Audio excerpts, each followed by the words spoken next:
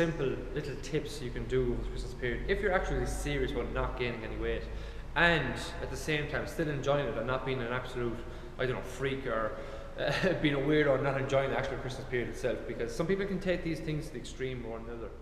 So number one is being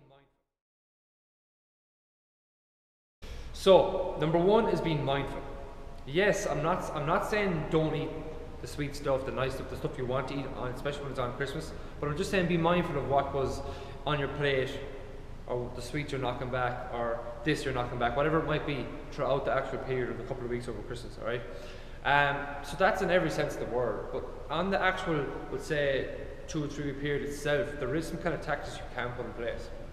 Whether you track calories or not, or whether you go by if you go by set kind of portion sizes, don't really change much around, because if you're trying to change things drastically, your body might be used to that. You might get different sugar cravings here or there, whatever it might be. So keep things similar enough.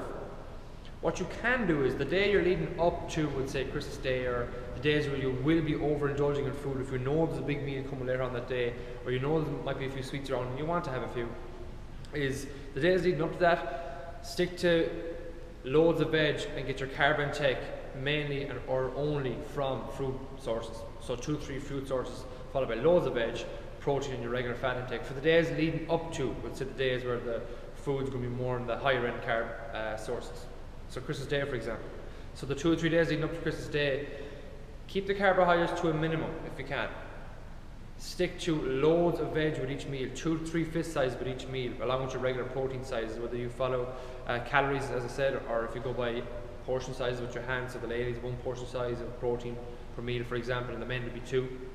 But whether you follow that or whether you track calories or not, keep the carb intake to loads of veg and 2 or 3 servings of fruit intake up to your days, up to your, say, New Year's Day, Christmas Day. And then on that day, as you're, say, we're going to have the meal 5 or 6 o'clock, or they have it at 1 or 2 o'clock. The meals you have before that, keep them as normal, but just pull down the portion sizes.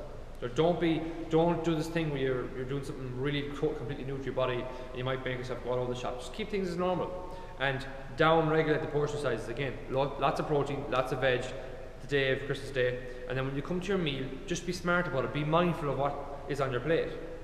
Don't think that you need to go knocking back everything in the sun, because there is no rule book to say that you should or you can or you want to overindulge on Christmas Day. Yes, indulge, but don't use it as an excuse to absolutely stuff yourself into a face so you're only going to puke when you're lying on the floor. There is no rule to say that should happen. So simple things like be mindful of what goes on it, stick to your regular portion sizes, have the foods. I'm not saying not have them, but just be smart about it. When you're full, you're full. Leave it at that. A couple of hours later, have a sweet or 2, but don't try and knock back the full box of celebrations. Don't try and knock back the full this, that, the other. That's what happens. Things are laying around and they get knocked back very, very easy, and that's when the calories rack up. If you keep lots and lots of veg Christmas Day, the days leading up to it, it will keep you fuller for longer. Have a shit ton of turkey, have a shit ton of veg with your main meals. It will keep you fuller for longer, and you're not going to want the sweetie stuff, which has the really calorie dense foods, which is why people gain weight. The last little point is just stay training. There's no point in kind of stop and train over the Christmas period. Get out for a walk, get out for a run. There's a lot of 5k runs out around the place. There's a local one up in Kilbacon, I think, the Turkey run, is it? 5k. Just get out and stay active. You'll feel better for it as well, and you'll kind of give your little mind a little boost as well over the Christmas period. But again, look at very, very simple. Being mindful, being smart with your intake of food around those days.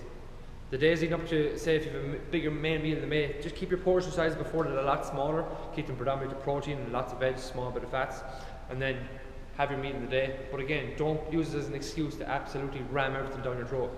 Take your time, eat till when you're full, and have a bit of fun. Have your ice cream, have your sweets. But again, just don't use it as an excuse to absolutely blow things out of the water. And have fun over the Christmas period. Bye-bye.